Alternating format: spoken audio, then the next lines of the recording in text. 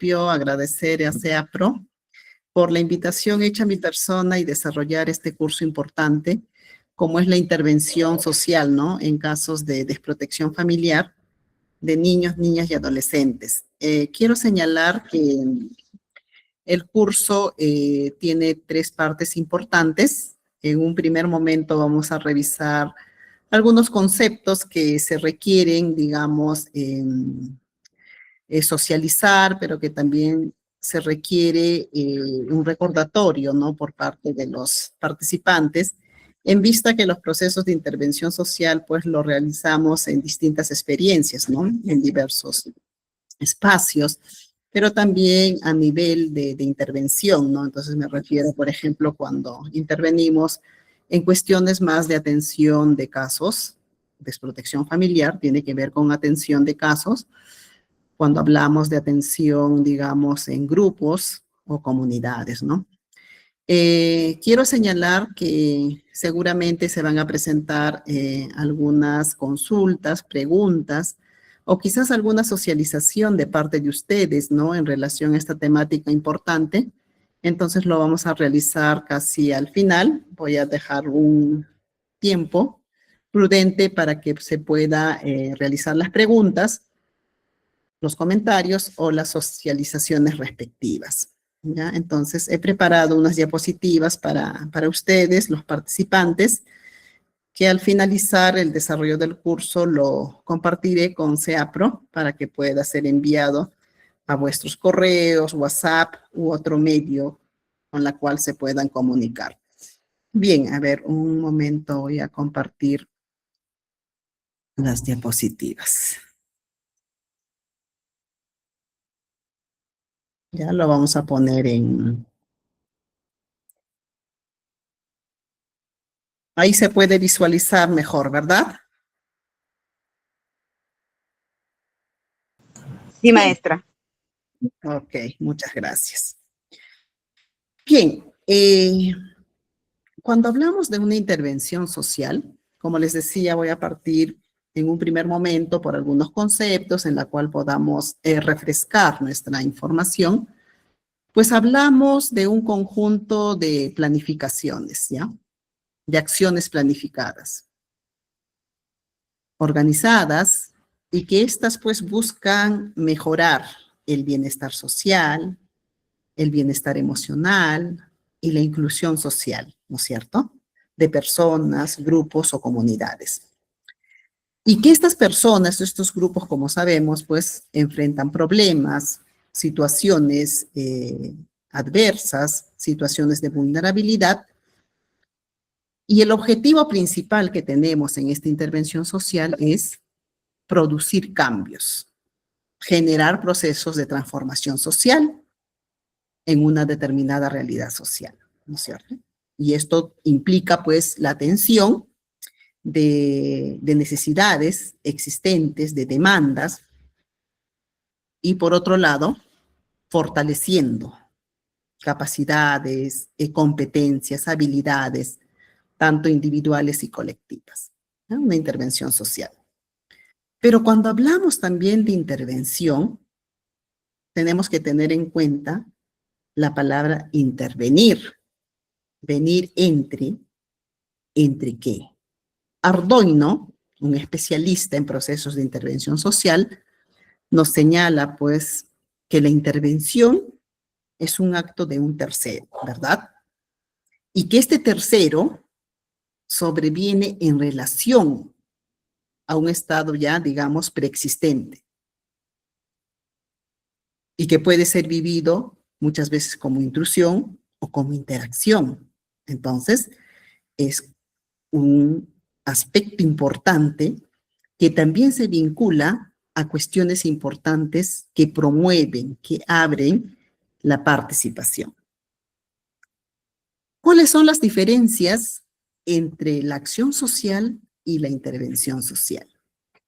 Vamos a ir un poco viendo estos puntos para ir luego ya revisando de manera específica la temática de la desprotección familiar. Entonces, aquí encontramos diferencias importantes. Acción social movimientos, ¿no es cierto?, que surgen desde la comunidad como una respuesta a las necesidades sociales y que pueden incluirse o no en movimientos sociales, ¿no es cierto? Pero cuando hablamos de una intervención social, es tu actuación, es el qué hacer y que surge desde una capacidad técnico, científico, de atender e incidir en el problema. Entonces se orienta hacia un cambio social planificado. Aquí dos categorías sumamente importantes: capacidad técnica, científica, conocimientos, ¿verdad?, de procedimientos metodológicos, conocimientos teóricos, conocimientos operativos para poder atender e incidir en un problema. ¿Qué es una intervención social en casos de desprotección familiar? Ya un poco viendo, ¿no?, el concepto mucho más general, vamos puntualizando la intervención social, pero específicamente en casos de desprotección familiar de niños, niñas y adolescentes. Más adelante vamos a ver, obviamente, las etapas también de una intervención social, específicamente viendo estos casos de desprotección familiar. Entonces, aquí también hablamos de un conjunto de acciones profesionales, planificadas, que son coordinadas y que realiza el Estado y o instituciones, diversas instituciones operadoras de justicia, ¿verdad?, para ese ejercicio pleno de los derechos de los niños, niñas y adolescentes. Y cuando estos han sido vulnerados o se encuentran en riesgo dentro del entorno familiar. Entonces aquí su finalidad principal es proteger al niño, a la niña, al adolescente. Todo esto para poder asegurar ese bienestar integral y obviamente ver cuestiones importantes para la restitución de sus derechos y el fortalecimiento familiar. Pero dentro de este fortalecimiento familiar, obviamente también fortaleciendo las competencias parentales para poder lograr ese bienestar integral de los niños, niñas y adolescentes, ¿no es cierto? ¿Cuáles son los objetivos de la intervención social?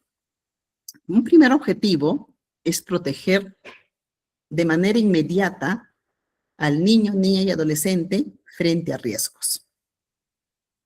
Restituir derechos vulnerados según el principio del interés superior del niño. Una de las cuestiones importantes que tenemos que tener en cuenta cuando intervenimos en estas temáticas de desprotección familiar, pues es ese principio del interés superior del niño. Fortalecer las competencias parentales y familiares, evitar la separación familiar innecesaria de los niños, niñas y adolescentes, ¿no es cierto? Promover alternativas de cuidado adecuados cuando la familia no puede hacerse cargo. ¿Cuáles son los principios que guían esa intervención social? El interés superior del niño. Cuando hablamos del interés superior del niño, es situar al niño por encima de todas las cosas que se puedan presentar. Es escuchar la opinión de los niños. Protección integral, un principio importante que tenemos que ver, porque esto se vincula, se articula, como lo acabo de mencionar hace un momento, con ese desarrollo integral, con ese bienestar social, con ese bienestar emocional de los niños, niñas y adolescentes. Y la corresponsabilidad entre la familia, Estado y sociedad. Las acciones de la intervención social. En estos casos de desprotección familiar, tenemos en cuenta la evaluación social y familiar del caso. Así es. Partimos de una evaluación social y familiar del caso. Obviamente que está el diagnóstico, ¿no es cierto? El acompañamiento psicosocial, la coordinación con redes institucionales, salud, educación, justicia, entre otros. Medidas de protección. Cuando hablamos de medidas de protección, miramos a un conjunto de lineamientos que consisten en brindar protección al niño, niña y adolescente. Y todo ello tiene que estar muy bien conectado con todo el apoyo familiar, con los acogimientos y los cuidados alternativos, que más adelante lo voy a explicar. Y otra de las acciones está el seguimiento y evaluación del proceso. Cuando hablamos de la intervención social en temáticas de desprotección familiar, estamos hablando de un nivel de intervención social. En este tema es básicamente un caso. Entonces, es una modalidad de intervención profesional que centra su atención, que centra su mirada en una atención mucho más individualizada, ya sea de una persona, de una familia o unidad convivencial, ¿no es cierto?, que presenta una problemática social específica y que consiste en un proceso planificado, un proceso permanente, continuo, sistemático y personalizado. Y justamente todo esto que esté orientado a comprender la situación particular, reducir o resolver el problema y fortalecer esas capacidades y recursos del caso, promoviendo ese bienestar social y la autonomía. ¿Cuáles son las características principales de intervención social de caso? Se enfoca en un caso específico, persona o familia. Analiza la situación desde una mirada integral, ya sea social, familiar, económica o emocional. Por otro lado, implica una relación profesional directa entre la persona que realiza la intervención y el caso que se está atendiendo. Por otro lado, se desarrolla mediante etapas: diagnóstico, intervención y seguimiento. También busca la activación de redes de apoyo, tanto formales e informales. ¿Cuáles son las etapas de la intervención social de caso? Primero, la detección y acogida del caso. En este caso, para la redundancia de la palabra, es la desprotección familiar de niños, niñas y adolescentes. La evaluación o diagnóstico social. Elaborar un plan de intervención. Y estos planes de intervención son de manera individualizada. La ejecución de acciones, de diversas acciones. El seguimiento y evaluación.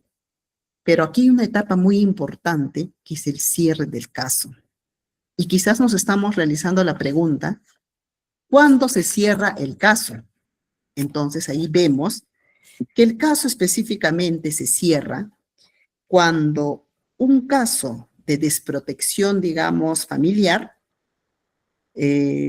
tras una intervención social y seguimiento, se haya verificado que ya no existen las condiciones de riesgo o vulneración de derechos de los niños, niñas y adolescentes, o cuando se haya, digamos, definido una medida de protección, ¿no? Y esta medida de protección lo ha otorgado el juez de familia o la misma unidad de protección especial, que es la UPE, que es un servicio especializado del Ministerio de la Mujer y Poblaciones Vulnerables para atender específicamente casos de desprotección familiar, que también más adelante lo vamos a revisar. Entonces, en eso es que hablamos del cierre de caso. Pero por otro lado, hay que tener en cuenta que al hablar de cierre de caso, también es mirar puntos importantes que tienen que ver, digamos, con la superación de la situación de la desprotección. Entonces aquí hablamos de esa restitución de los derechos de los niños, niñas y adolescentes. Es decir, que el niño está dentro de su seno familiar, no ha sido separado de la familia de origen. Entonces, ahí estamos viendo que hay una restitución de los derechos de los niños, niñas y adolescentes. Pero por otro lado también, cuando la familia ha fortalecido esas competencias parentales, y cuando hablamos de las competencias parentales, vemos a un conjunto de conocimientos, pero también se vincula con las prácticas de crianza que tiene cada familia.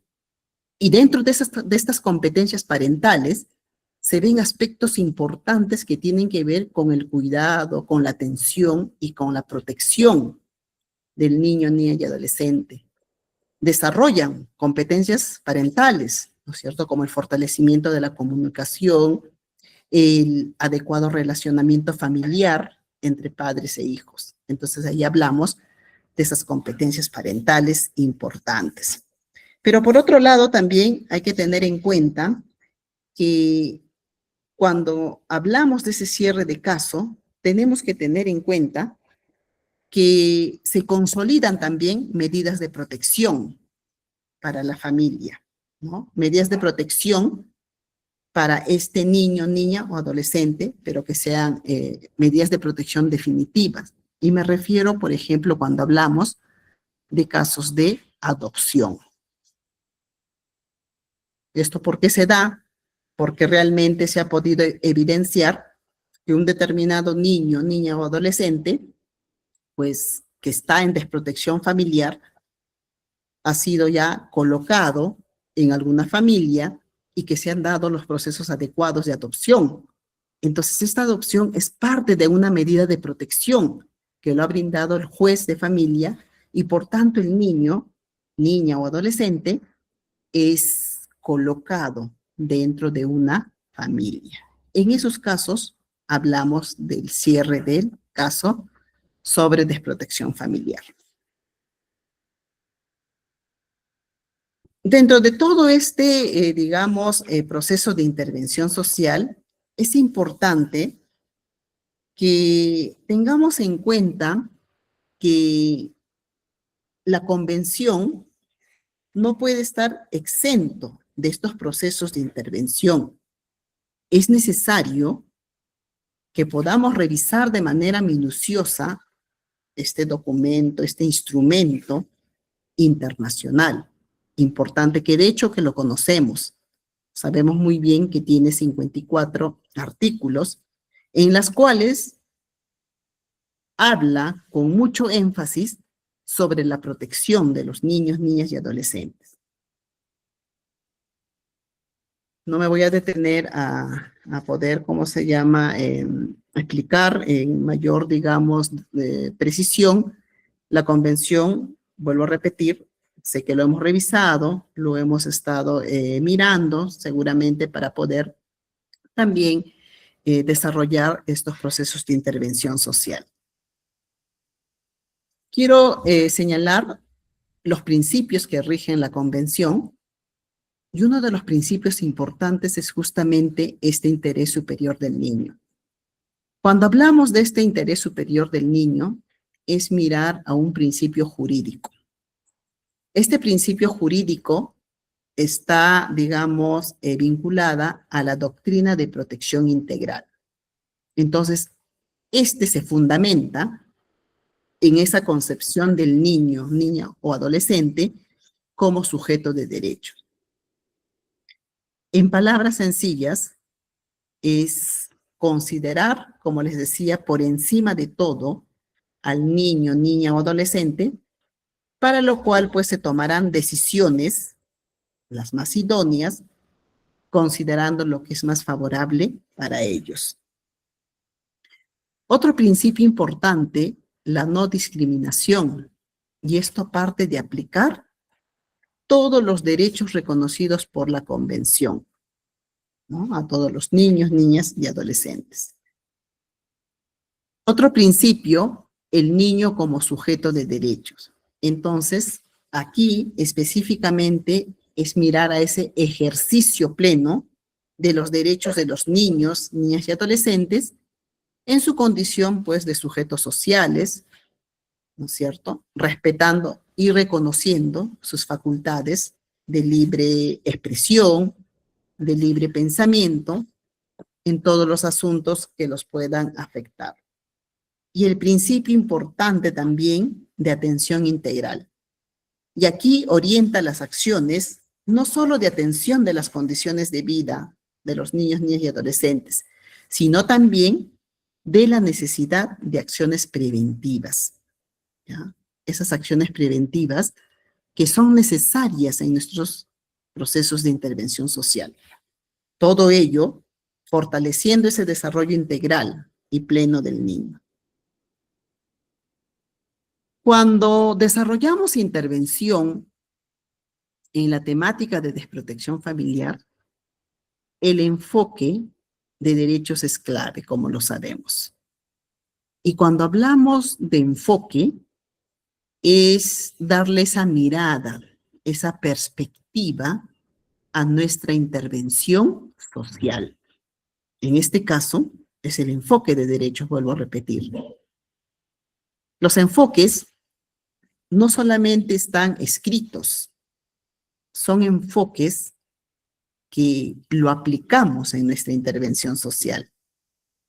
Y justamente este enfoque de derechos nos permite comprender, nos permite entender los puntos esenciales de un problema, de un asunto, para tratarlo de manera acertada. Entonces, es una manera de intervenir en una situación determinada, ¿no es cierto? Considerando a los niños, niñas y adolescentes como sujetos de derechos, pero también sujetos con deberes. Existen diversos enfoques en nuestras intervenciones y esto tiene que ver con las cuestiones mucho más teóricos, ¿no es cierto? Manejo de teorías en las intervenciones. Si, por ejemplo, me toca intervenir en casos de atención de violencia contra la mujer y los integrantes del grupo familiar, pues también tiene un conjunto de enfoques, ¿verdad? Tiene el enfoque intercultural, el enfoque de género, el enfoque de la interseccionalidad, el enfoque intergeneracional, entre otros. Y justamente todos esos enfoques nos sirven, como les decía, para poder intervenir de manera acertada. Cada caso que llega de desprotección familiar de los niños tienen ciertos matices, tienen ciertas particularidades. Por eso es que se elaboran incluso planes de trabajo individualizados, ¿no es cierto? Entonces, los enfoques, señalo una vez más, es necesario, es importante poder aplicarlos en nuestras intervenciones sociales. Esta intervención, ¿no?, debe de tomar en cuenta que los niños gozan de protección especial y que es necesario poder atender esas particularidades para poder fortalecer su desarrollo integral. Bien, ahora vamos a ver un decreto legislativo, la 1297, y que esto es de manejo necesario e importante cuando tengamos la oportunidad de intervenir en temáticas de desprotección familiar. de niños, niñas y adolescentes. Este decreto legislativo mira en concreto a la protección de los niños, niñas y adolescentes sin cuidados parentales o en riesgo de perderlos. ¿Cuál es el objeto de esta ley? La presente ley tiene por objeto brindar protección integral a las niñas, niños y adolescentes sin cuidados parentales o en riesgo de perderlos, a fin de garantizar justamente ese pleno ejercicio de sus derechos, priorizando su derecho a vivir, a crecer y desarrollarse en el seno de su familia. ¿Ya? Cuando hablamos de una situación de riesgo de desprotección familiar, aquí hay que tener en cuenta dos conceptos diferenciados y marcados. Cuando hablo de desprotección familiar, no es lo mismo que hablar de riesgo de desprotección familiar. Entonces, empecemos revisando la situación de riesgo de desprotección familiar. Cuando hablamos de esta situación de riesgo, es esa situación en la que se encuentra una niña, niño o adolescente, donde el ejercicio de sus derechos se ve amenazado o afectado, ya sea por circunstancias diversas, circunstancias personales, familiares o sociales, y que justamente todo esto perjudican su bienestar integral. Frente a esta situación, se requiere una actuación estatal, adoptando, ¿no?, medidas necesarias, medidas diversas, para prevenir la desprotección familiar. Entonces, sin que en ningún caso justifique pues la separación de la niña o adolescente de su familia de origen. A nivel de Perú, tenemos a la Defensoría Municipal del Niño, Niña y Adolescente, de MUNA, que mira de manera específica esta situación de riesgo de desprotección familiar. Pero cuando hablamos de desprotección familiar propiamente dicha, la institución que mira estos casos es la Unidad de Protección Especial, la UPE. Como les decía, que es un servicio especializado del Ministerio de la Mujer y Poblaciones Vulnerables. Y la UPE está facultada justamente para poder realizar una investigación sobre si realmente tal niño, niña o adolescente pueda estar en desprotección familiar y puede brindar las medidas de protección que corresponde. ¿Ya? Eso también lo vamos a ver más adelante.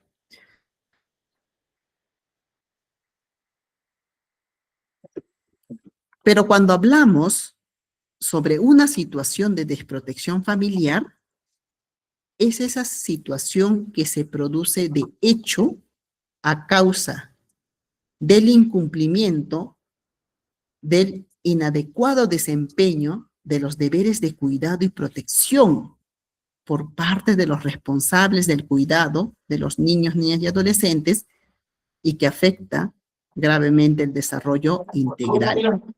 Es decir, el niño, niña o adolescente está desprotegido, no cuenta con redes familiares, ¿no es cierto? Ahí hablamos de desprotección familiar.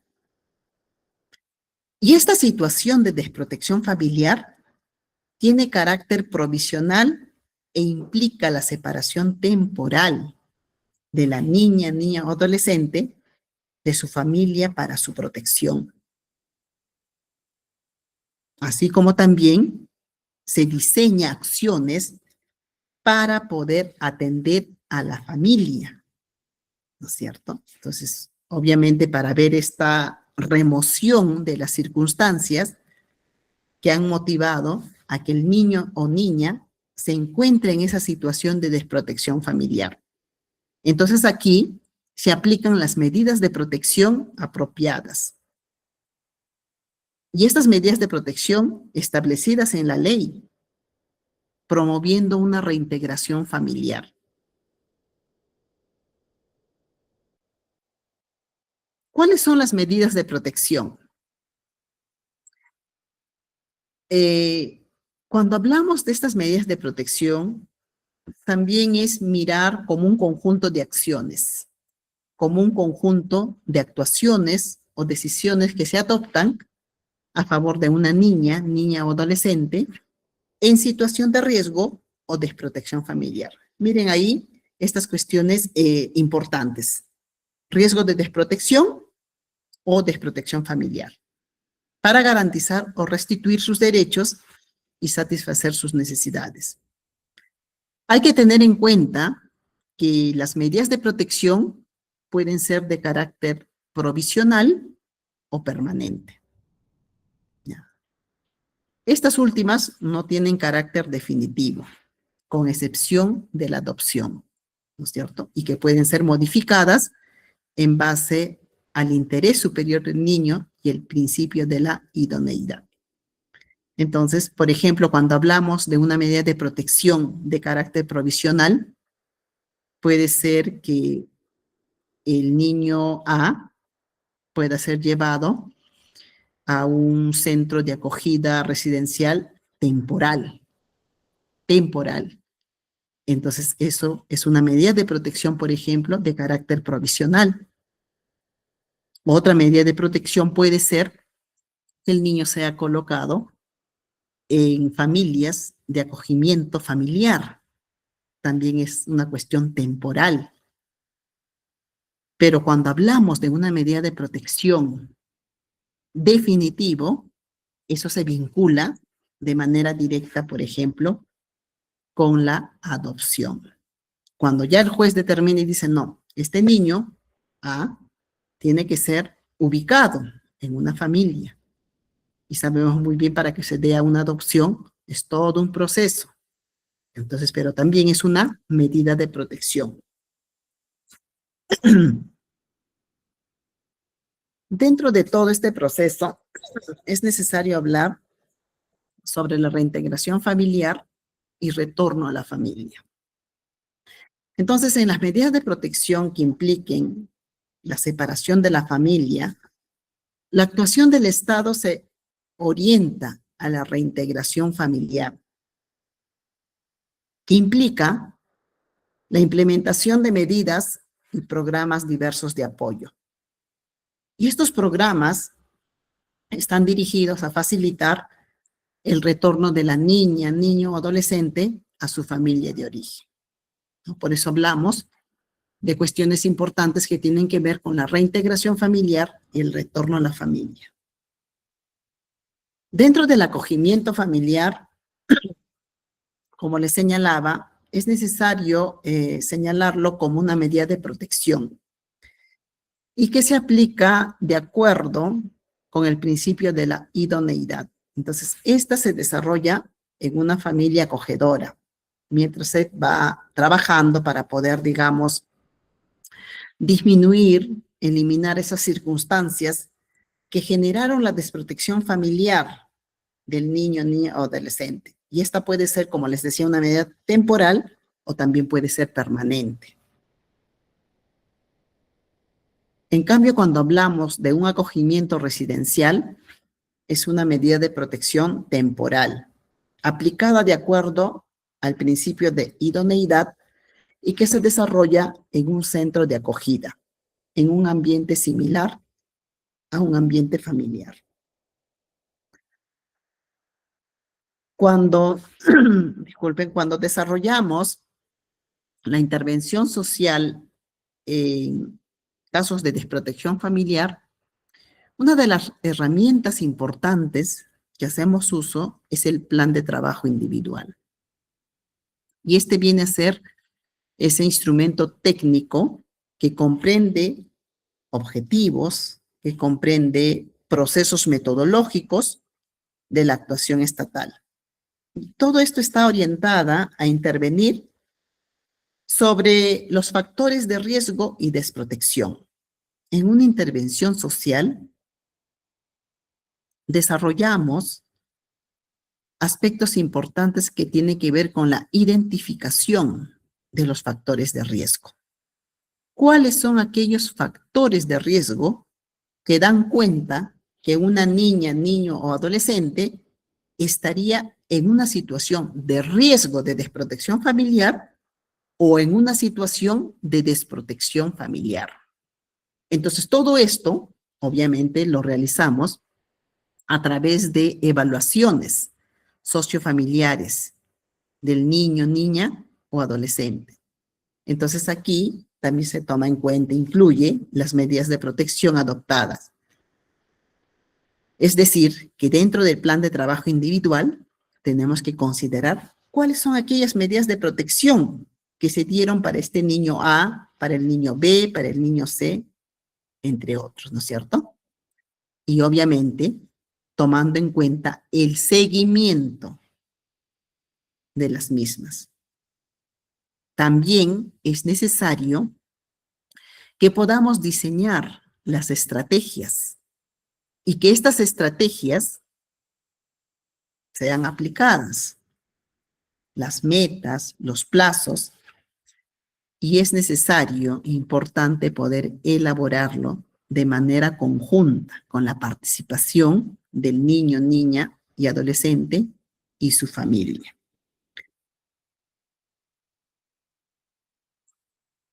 Otro punto importante es la obligación de tomar en cuenta la opinión del niño, niña y adolescente.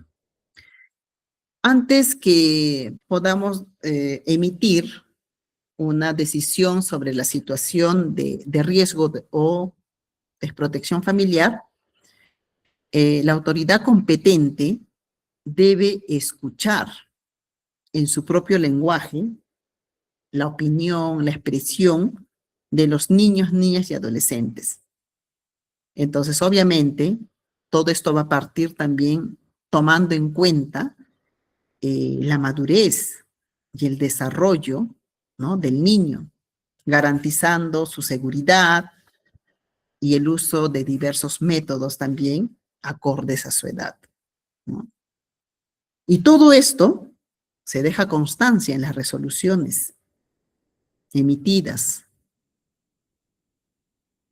Asimismo, el niño, niña o adolescente debe de recibir una información previa y asesoramiento necesario que le permita pues el ejercicio de este derecho, ¿no? Entonces, todo ello con un lenguaje bastante sencillo, con un lenguaje bastante comprensible y que esté adaptado a esa circunstancia. Cuando hablamos también de la obligación de tomar en cuenta la opinión del niño, niña y adolescente, es que este niño, niña o adolescente, pues puede ejercitar este derecho por sí mismo o ejercerlo, ¿no?, a través de su abogado defensor, abogada defensora, si así lo deseara.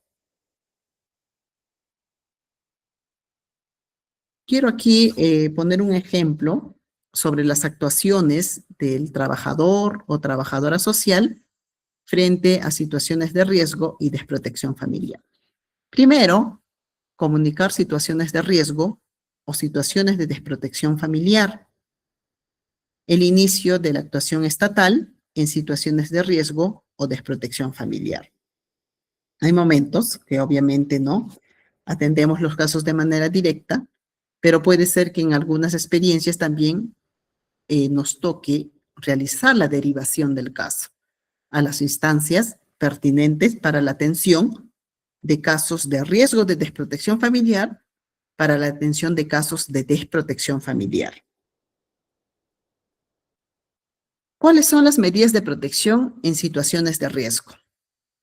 Una medida de protección en situaciones de riesgo es el apoyo a la familia, ¿ya?, para fortalecer las competencias de cuidado y crianza. Otra medida de protección es acceso a servicios de educación y salud para los niños, niñas y adolescentes. El acceso a servicios de atención especializada. el apoyo psicológico a favor de la niña o adolescente y su familia, el acceso a servicios para prevenir y abordar situaciones de violencia. Otra medida de protección es el acceso a servicios de cuidado, acceso a servicios de formación técnico-productivo para la o el adolescente y su familia, la inclusión a diversos programas sociales.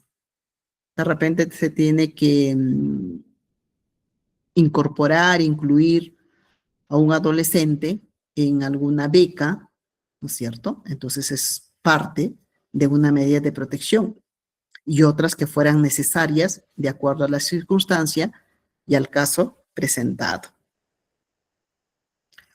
Bien, ahora vamos a revisar a la UP, que es la Unidad de Protección Especial. Como ya les había manifestado, pues depende del Ministerio de la Mujer y Poblaciones Vulnerables, MIM, y es una instancia especializada en temáticas de desprotección familiar. Sin cuidados parentales o en riesgo de perderlos. Esta UP también puede dictar medidas de protección. Estas medidas de protección, como les señalaba, justamente para garantizar el pleno ejercicio de sus derechos o la restitución de los mismos cuando han sido vulnerados. La UP es una instancia, es una unidad de protección especial que puede dictar también medidas de protección. Dentro de la UP, pues opera un equipo de profesionales y que aplican la interdisciplinariedad. Entonces están los profesionales de psicología, de trabajo social, de educación, de salud, de derecho y todo el personal administrativo. Asimismo, este servicio que actúa en ese procedimiento por desprotección familiar de los niños, niñas y adolescentes, dicta las medidas de protección, como ya lo he manifestado.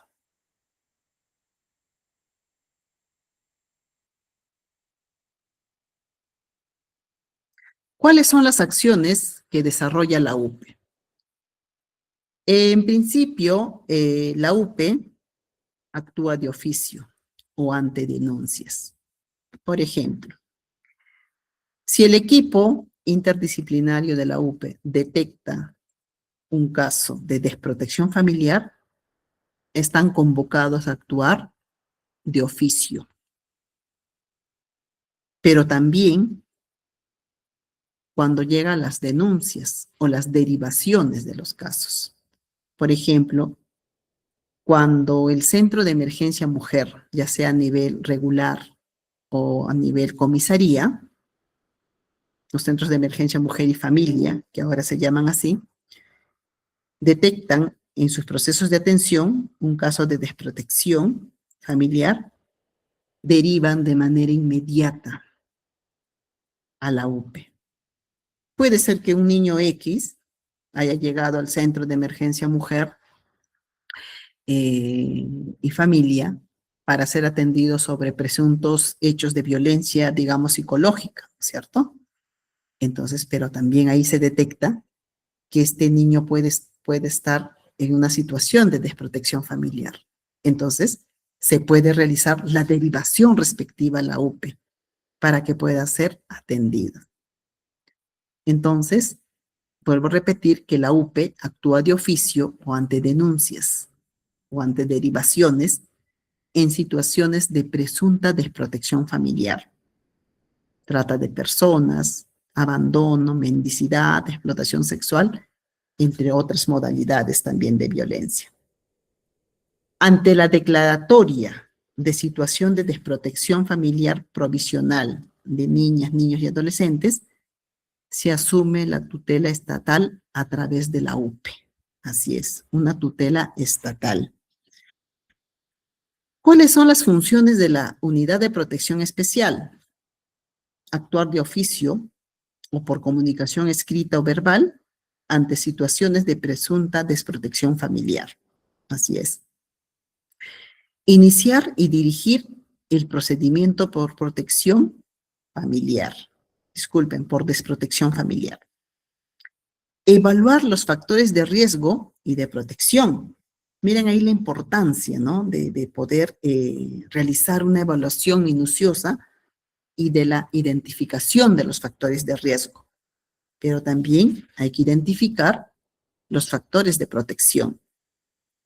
Brindar atención inmediata a las niñas, niños y adolescentes que son trasladados al servicio de las unidades de protección especial. Por otro lado, disponer medidas de protección provisionales o modificarlas declarada judicialmente la desprotección familiar. Funciones importantes. Otra de las funciones es declarar la situación de desprotección familiar y provisional y asumir la tutela estatal a través de la persona que dirige la unidad de protección especial. Elaborar, aprobar e implementar el plan de trabajo individual. Así es, hay que elaborar, hay que aprobar, hay que implementar ese plan de trabajo individual. Llevar a cabo las diligencias del procedimiento establecidas en el Decreto Legislativo 1297 y las que se señalan en su reglamento. Hay que realizar el seguimiento al cumplimiento de las medidas de protección, ya sean provisionales, permanentes, y la implementación de ese plan de trabajo individual. También la UPE, dentro de sus funciones, es solicitar el pronunciamiento judicial de la declaración de desprotección familiar provisional. Otra de las funciones es dar por concluida la actuación estatal según lo previsto en el capítulo 6 del Decreto Legislativo 1297, mantener y actualizar los registros respectivos a su competencia territorial, debiendo reportar periódicamente a la Dirección de Protección Especial, DPE, y otras que le correspondan, pues, de acuerdo a su competencia. Esto un poco para tener, ¿no?, digamos, la información sobre las funciones específicas que cumple esta unidad de protección especial en casos de desprotección familiar. Les había comentado que dentro de la UPE cuentan con equipos interdisciplinarios especializados para esa atención, digamos, urgente, para esa atención celere, ¿no?, en casos de desprotección familiar. Entonces aquí, cuando llega un caso de desprotección familiar, la atención tiene que ser de manera inmediata, en las mismas instalaciones de la UPE, ¿no? Entonces, parte de ver la evaluación, la implementación, seguimiento de ese plan de trabajo individual, el acogimiento familiar y otras funciones de apoyo.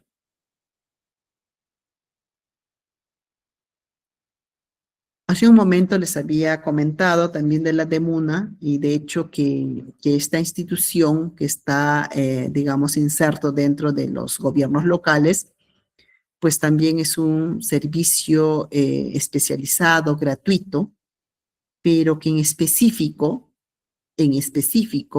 atiende casos de riesgo de desprotección familiar.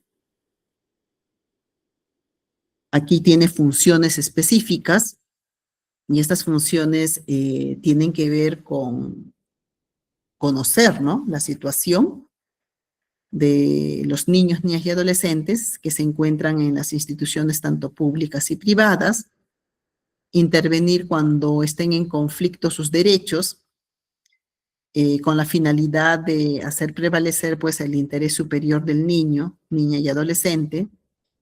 Por otro lado, promueve ese fortalecimiento, ¿no?, de los lazos familiares, efectúan, digamos, acciones de conciliación entre cónyuges, padres y familiares, promueven ese reconocimiento voluntario de filiaciones, orientan programas en beneficio de los niños y adolescentes que trabajan, brindan orientación, ¿no?, a las familias para prevenir situaciones críticas, presentan denuncias ante las autoridades competentes por falta y delitos en agravio de los niños, niñas y adolescentes, y bueno, intervienen en su defensa, ¿no?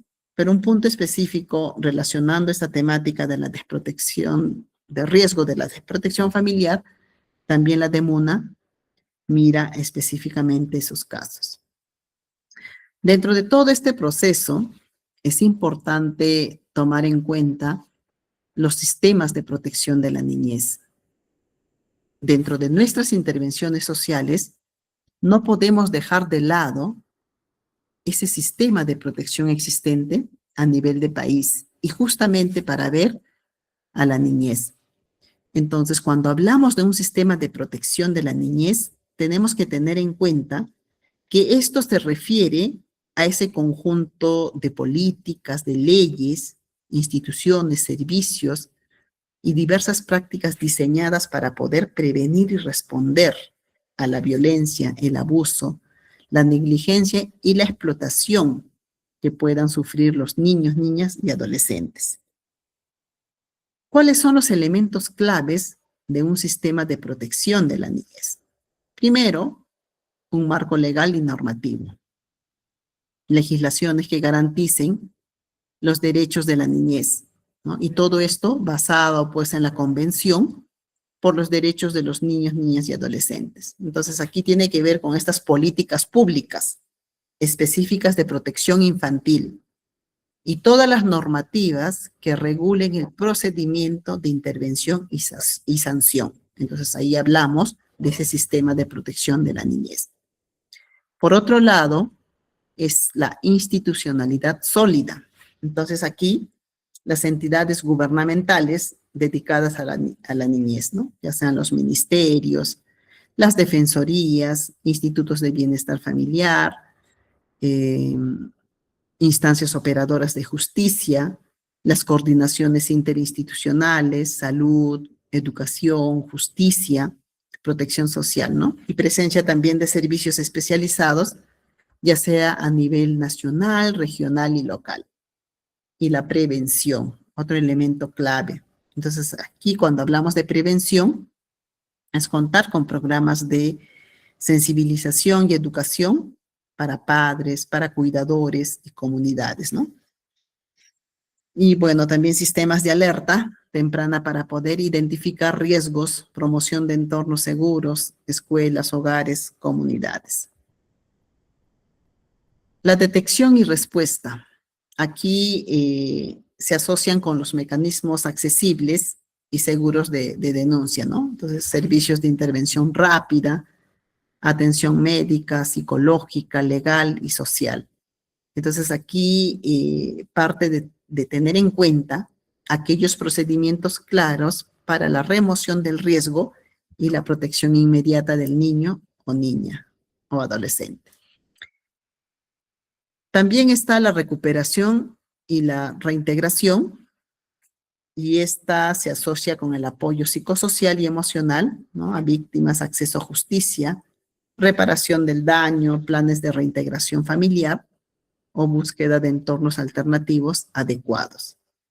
La participación infantil, escuchar, considerar la voz de los niños, niñas y adolescentes en diversas decisiones, ¿no?, que lo afecten.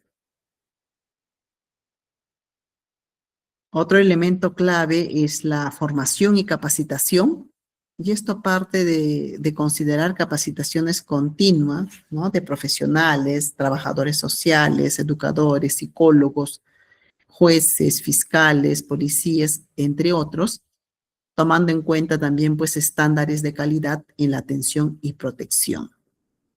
Monitoreo y evaluación, que parte de los sistemas de información, registro de casos, indicadores de seguimiento, indicadores de evaluación del sistema, ¿no es cierto? Entonces, y también la auditoría social y rendición de cuentas, que es sumamente importante tomar en cuenta dentro de un sistema de protección de la niñez.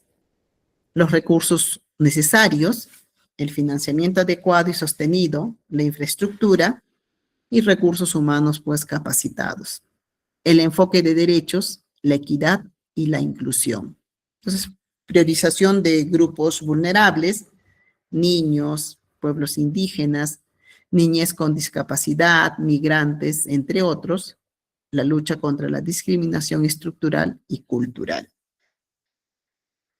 Bien, es esto lo que quería compartir con ustedes. Podemos seguir ampliando información a partir de las preguntas, consultas, algún comentario o quizás alguna socialización de alguna experiencia que se pueda haber desarrollado, ¿no? Por parte de ustedes. Sí, Magíster, muchas gracias por la clase de hoy. En estos momentos vamos a pasar a la ronda de preguntas en la cual se le pide a los participantes que puedan activar su micrófono en caso de que tengan alguna duda o también pueden escribir su pregunta en el chat. Sí, muy atenta a las consultas, preguntas.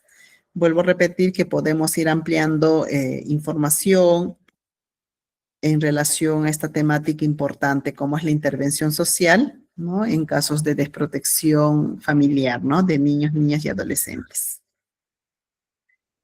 O alguna socialización, ¿no? De su experiencia. Magali, buenas noches. Sí, mira, yo te voy a comentar un caso. Bueno, solo estuve un mes en lo que es el Poder Judicial por caso transitorio, ¿no? Pero atendí un caso de desprotección de dos hermanas menores, adolescentes, por temas de violencia sexual. Las menores están con la madre de manera temporal. Están a la espera de un albergue, ¿no? Han hecho la solicitud, pero todavía no hay respuesta de cupos.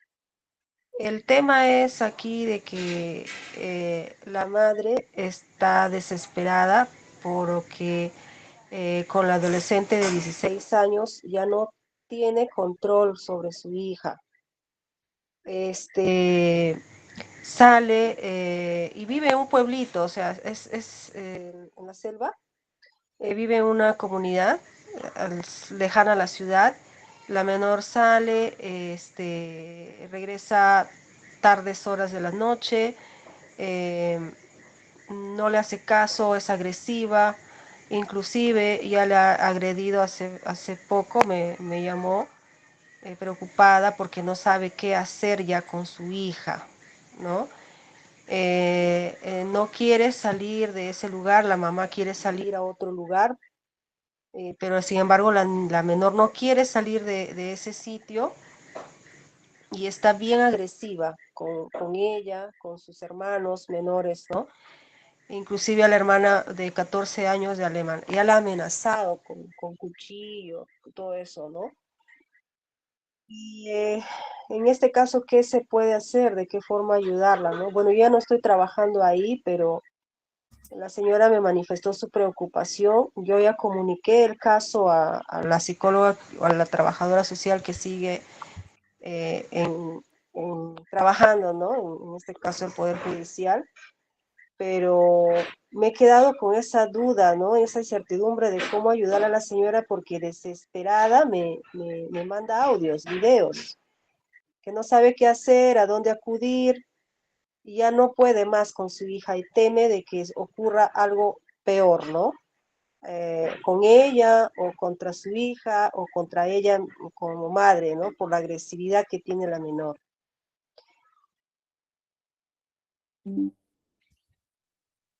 Bien, es un caso bastante complejo el que presentas, Magali. Y aquí tiene pues un conjunto de factores explicativos, ¿no? Por un lado, se puede evidenciar en la familia, en este caso en la mamá, la incompetencia parental, ¿no? La incompetencia parental, que prácticamente no ha logrado fortalecer competencias parentales y obviamente se encuentra pues preocupada, desesperada, como lo manifiestas, porque en palabras sencillas ella quisiera que su hija adolescente sea acogida, ¿no? Digamos, por la actuación estatal. Aquí lo que se tiene que realizar en primer, digamos, punto, y qué bien que lo hayas hecho, es comunicar, ¿no? Al equipo profesional bueno, de Poder Judicial, de hecho que tienen sus profesionales también para que puedan atender el caso, ¿no? Entonces, ahí la señora obviamente tiene que, pues, seguir solicitando, ¿no? Digamos, el apoyo de estas instancias operadoras de justicia y que le puedan dar alguna salida, ¿no? Si prácticamente se presenta con, digamos, este caso, ¿no? Que como vuelvo a repetir, bastante complejo y entonces sí, pues ahí tiene que actuar ya la institución, ¿no? O sea, el Estado para darle alguna salida, ¿no? Y que la señora pueda llevar a o que su hija pueda ser llevada también a qué sé yo, a una casa de acogida residencial, pero también cuando vemos esos aspectos es que se tiene que ver que haya espacios, ¿no? En los cuales también esta adolescente pueda ser recibida, ¿no? Entonces, pero ya la trabajadora social o la psicóloga también, de hecho, que están enteradas y obviamente estarán viendo el caso, ¿no? Es eso lo que te podría decir Magali, ¿no? Pero ahí también parte de desarrollar, digamos, una intervención en este caso, con la familia, la mamá, para fortalecer esas competencias parentales que sí deben estar existiendo. Lo que se tiene que hacer ahí también es, pues, identificar, ¿no? Esos factores de riesgo y esos factores protectores, ¿no? Dentro de esta familia. Más bien, Magali, gracias por socializar, digamos, este caso. De hecho, que si siguieras tú en esta experiencia, en esta intervención, estarías brindando seguramente el apoyo necesario a esta señora, ¿no? Bien, Carmen Rosa Castro, ¿quieres participar? Te escuchamos. Bueno, sí, licenciada, sí, magíster, quería hacer una consulta. En este caso, bueno, como comenta la colega Magali, no sé si la UPE haya una normativa especial para los casos de que los menores puedan tener, en este caso, alguna discapacidad, ¿no? O presenten algún diagnóstico clínico de salud mental, ¿no? Por ejemplo, últimamente se está presentando muchos casos, en este caso de autismo, ¿no? Que lamentablemente a veces los padres los dejan abandonados y la UP está en espera de tener una acogida. ¿Hay una normativa respecto a esto? ¿Hay algo especializado que de repente se tiene, ¿no? Para abordar estos casos, sobre todo a los menores que presentan con discapacidad? ¿Te refieres a los menores que, bueno, que tienen habilidades especiales, pero que están en desprotección familiar o en riesgo de desprotección familiar? ¿O estás Así es, revisando? en De riesgo de hecho, protección familiar. Yo claro, quiero... uno de los principios específicos de la unidad de protección especial también es la inclusión social. Entonces, si se reporta, digamos, un caso a la UP de un determinado niño o niña que está en situación de desprotección familiar y además, ¿no? Que tiene discapacidad, pues la UP tiene que atender el caso, tiene que ser atendido el caso, ¿ya? Tiene que ser, digamos, investigado el caso, si es que este niño o niña realmente se encuentra en una situación de desprotección familiar, porque en esos casos también, al evidenciarse ello, los padres de este niño pueden ser denunciados incluso por oficio, pueden ser denunciados, ¿no es cierto? Entonces, Ahí la UPE es la entidad especializada para poder, digamos, realizar esa investigación minuciosa. Eso es lo que te podría señalar, Carmen. Gracias por tu pregunta y qué bueno que plantees también ese tema. Atentos, atentas a más, digamos, a más consultas. Sí, magíster, justo en el medio de la clase, Laura realizó una consulta que está en el chat.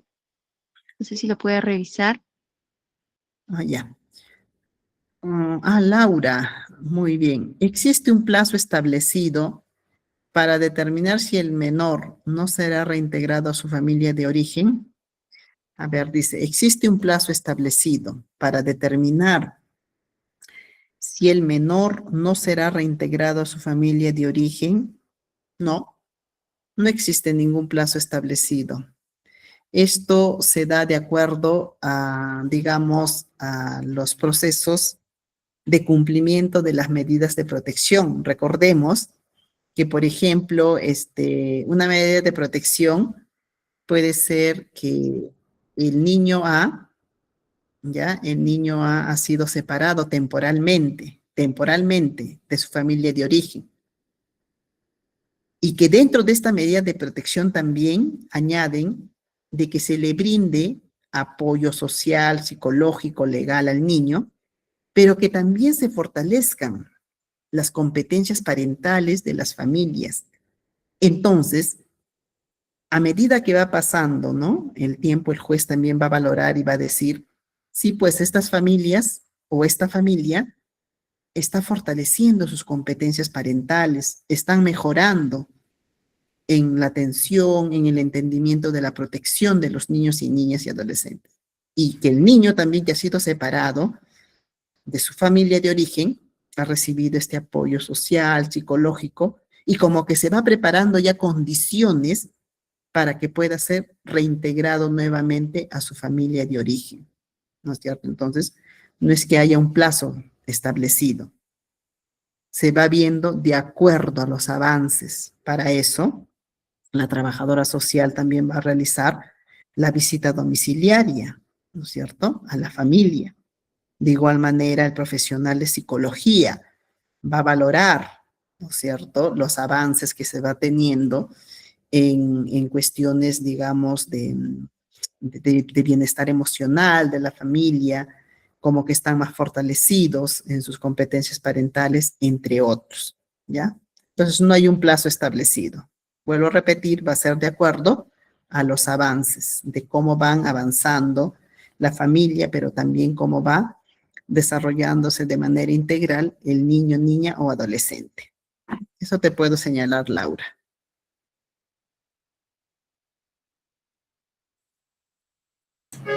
Carmen, te Licenciada, escuchamos.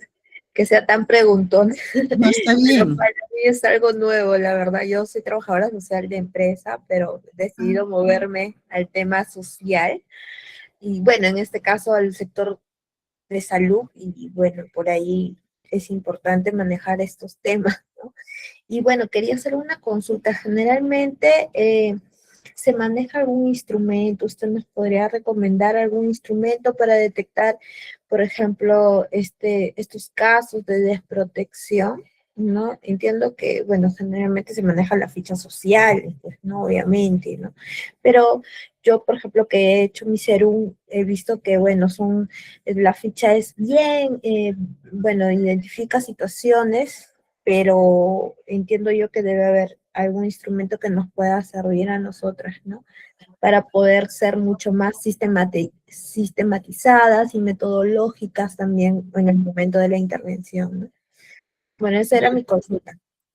Bien, Carmen, sí, qué bueno que también estés, digamos, llevando algunos cursos que parten de una intervención social, específicamente en estos casos, ¿no? De desprotección familiar de niños, niñas y adolescentes.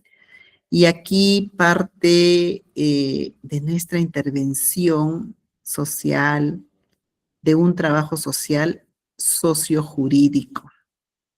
conocimientos sociales, pero también de cuestiones jurídicas que permitan entender la connotación de una desprotección familiar.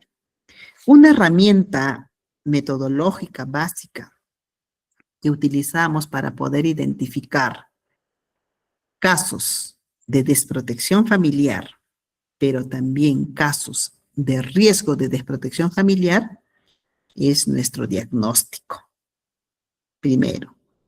Segundo, hay que tener en cuenta la valoración de riesgo, y me refiero a lo siguiente, es la identificación de factores de riesgo. Un factor de riesgo, el niño no está recibiendo, digamos, sus cuidados necesarios, no está siendo alimentado en los horarios que corresponde. Otro factor de riesgo, que el niño es dejado muchas horas solo, ¿no es cierto? Otro factor de riesgo, que el niño no es protegido, está expuesto a situaciones de peligro, entre otros, ¿ya? Y eso nos sirve para poder identificar estos casos, ¿no? Y obviamente, otra de las técnicas también que utilizamos son las entrevistas. Puede ser a los vecinos, a los familiares cercanos, entre otros. Y obviamente lo realizamos también con la visita domiciliaria. Entonces, aquí es importante tener en cuenta que para poder, digamos, presentar un caso o presunto caso, me gusta utilizar la palabra presunto, de desprotección familiar, también elaborarlo en un informe social. Por ejemplo, Carmen, ¿no? Digamos que tú puedas detectar, qué sé yo, en la empresa de algún padre, un padre de familia que esté,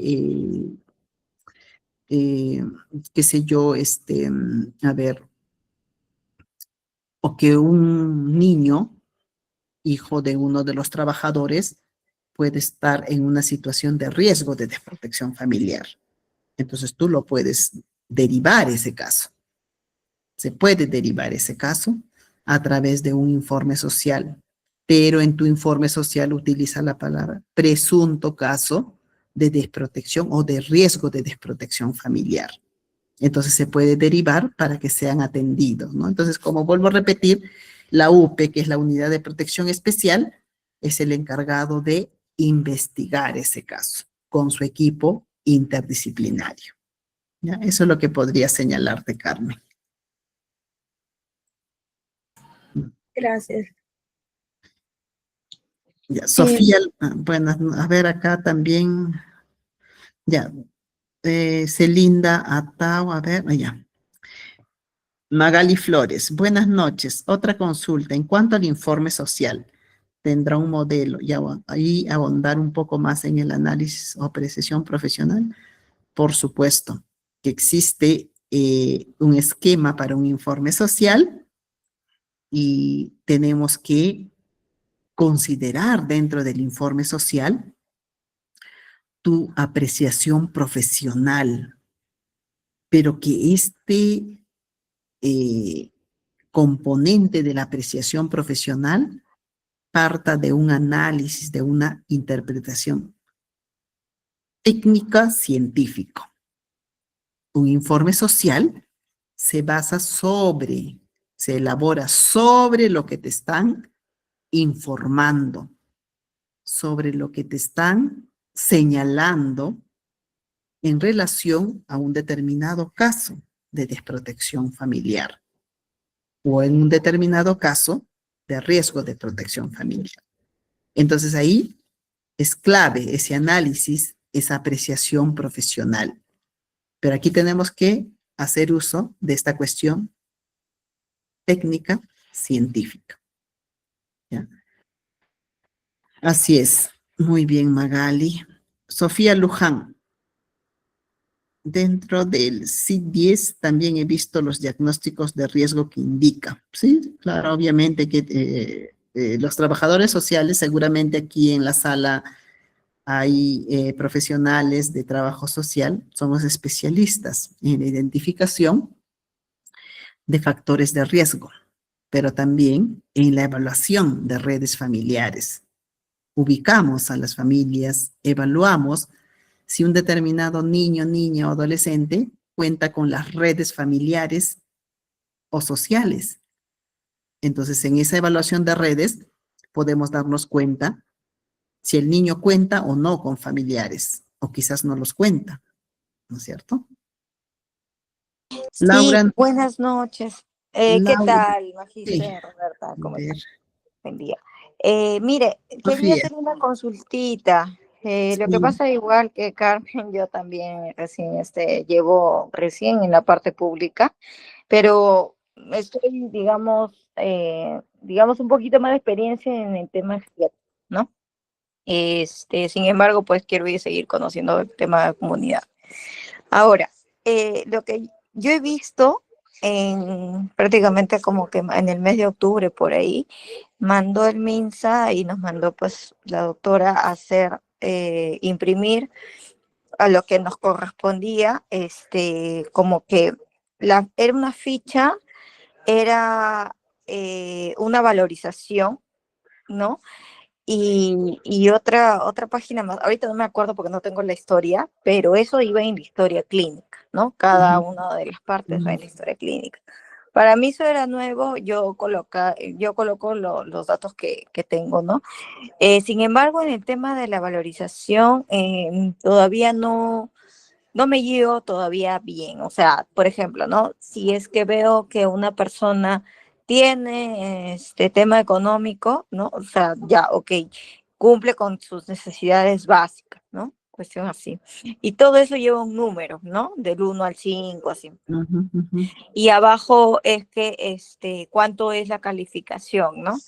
De ello, ¿hay algún historial, algo que uno pueda ver? Igualito, lo que yo quisiera saber es cuando dice, por ejemplo, el genograma, ¿no? Ese tipo de cosas que también, ¿no? Por ejemplo, creo que se dice hasta los abuelos, ¿no? Porque ya antes de eso ya, o sea, como que ya desliga un poco el tema directo, ¿no? Que Ujú. nosotros vemos. Y descendientes se entendería que es hasta nieto. Entonces, ese tipo de cositas lo he ido viendo. Todavía no soy especialista en cuando ponen las rayitas, dos rayitas, que si están peleados le marcan con la tachan, ¿no? Cuestiones así que ya con el tiempo supongo que se vuelve uno más especialista, pues, ¿no? Pero sí sería ideal, ¿no? Poder conocerlo un poco más. No sé si por ahí quizás me pueda ayudar un poco. Sofía, interesante tu participación. Efectivamente, cuando hablamos de una intervención social en casos de desprotección familiar, quiero señalar que es un nivel de intervención de caso.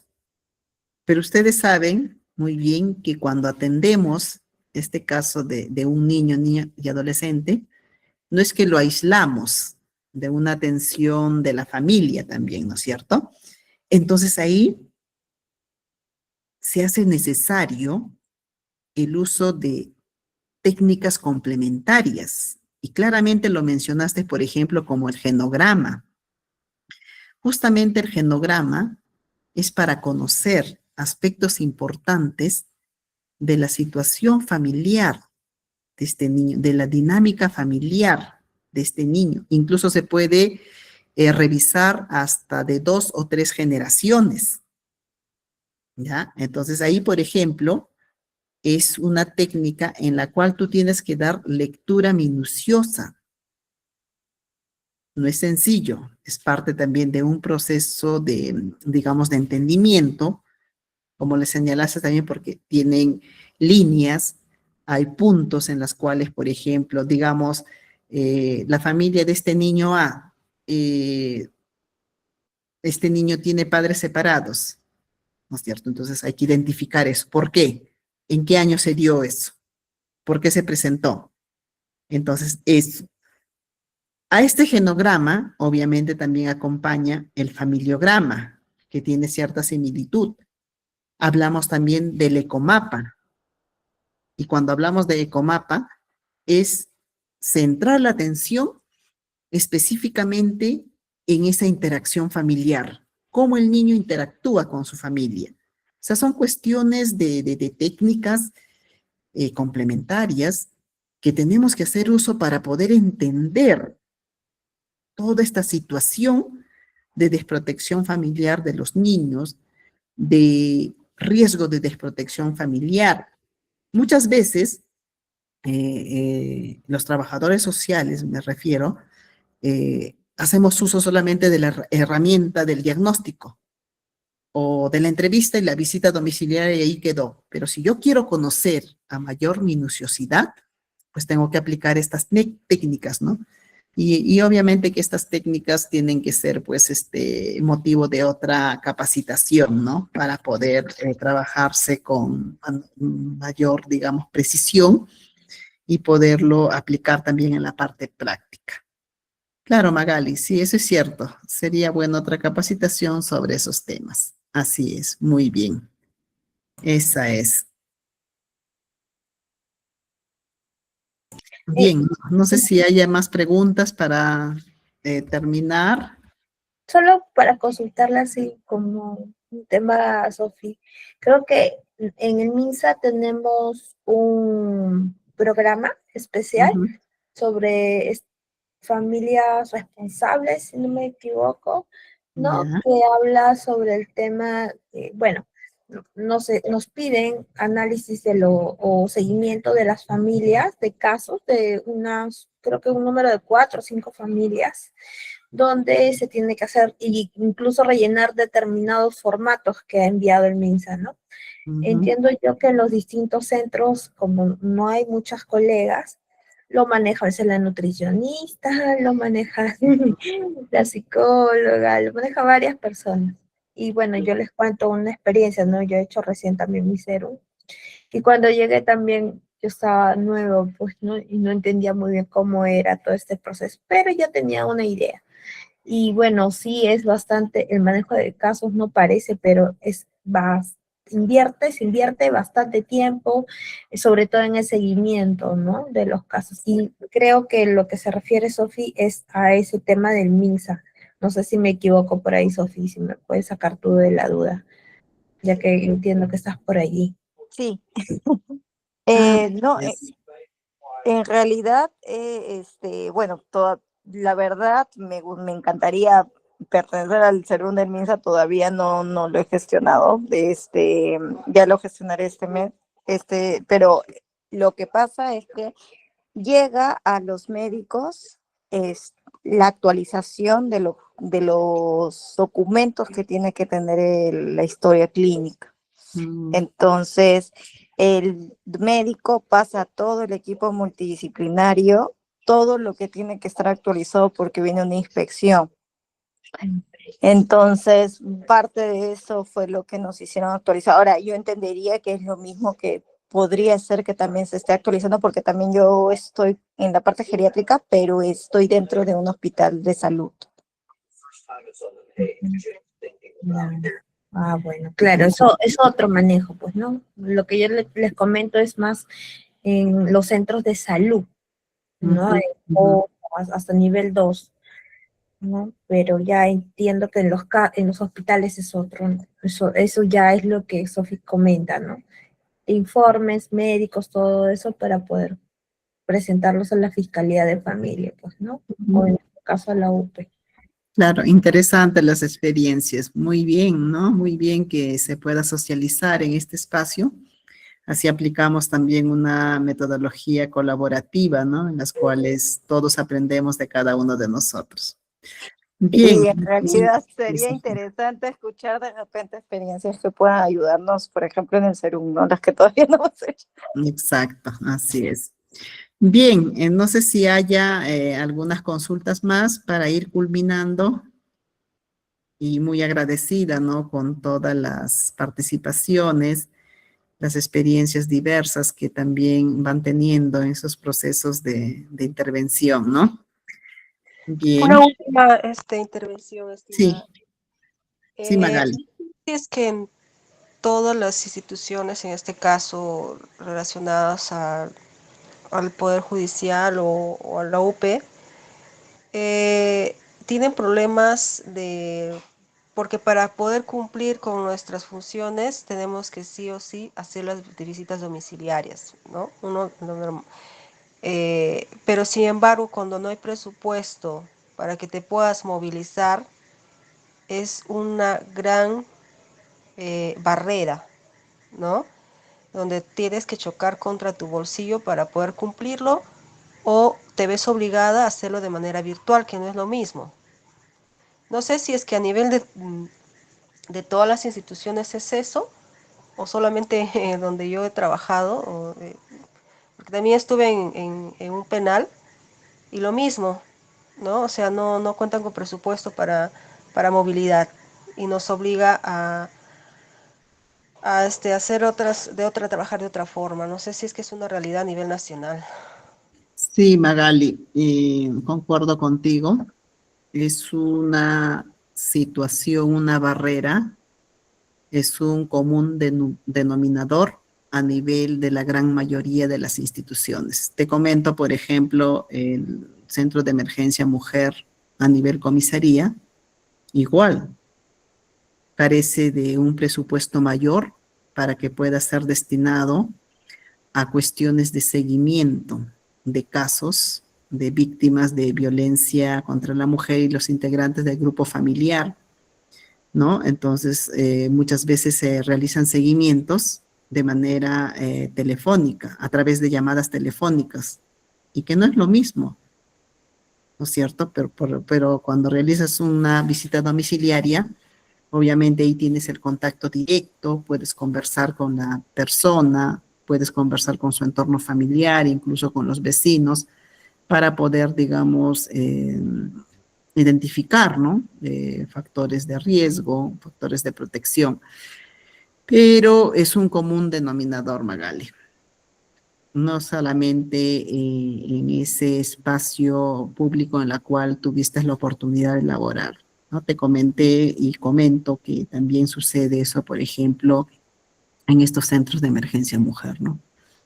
El Estado en particular, pues, no destina un presupuesto mayor para acciones de seguimiento, cuando es una acción clave, importante, porque nos permite no solamente dar ese seguimiento, sino también es parte de un proceso de acompañamiento familiar.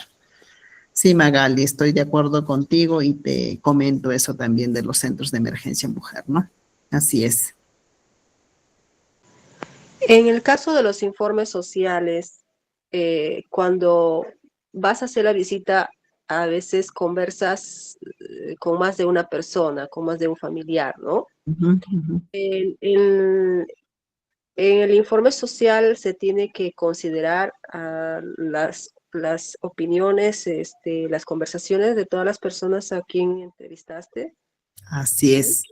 Dentro de tu informe social dices, entrevista Sí. con la prima del usuario de la usuaria. 2 puntos, ¿qué es lo que ha dicho? Porque tiene mayor contundencia. Así tu informe social tiene mayor contundencia, mayor información.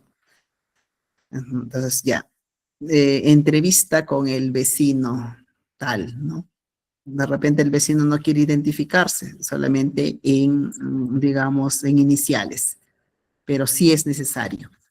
Yo he tenido la oportunidad de elaborar informes sociales de esa característica, considerando todas las entrevistas, ¿no? Por ejemplo, 2, 3 entrevistas, las que he podido realizar, y se considera dentro de ese documento técnico científico.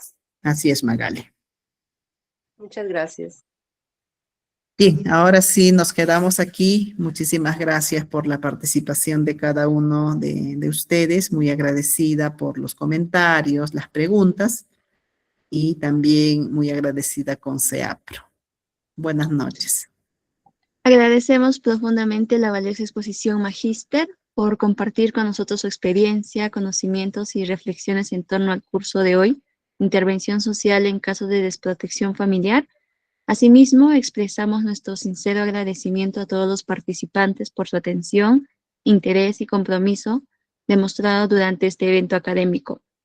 Les recordamos que aquellas personas que desean estar al tanto de nuestras capacitaciones de cada semana, vamos a estar publicando en nuestro grupo exclusivo de trabajadores sociales. Se les envía una invitación y con eso nos despedimos con la esperanza de contar con la presencia de los participantes en futuras actividades de capacitación y crecimiento profesional. Muchas gracias a todos y buenas noches. Buenas noches nuevamente y muchas gracias.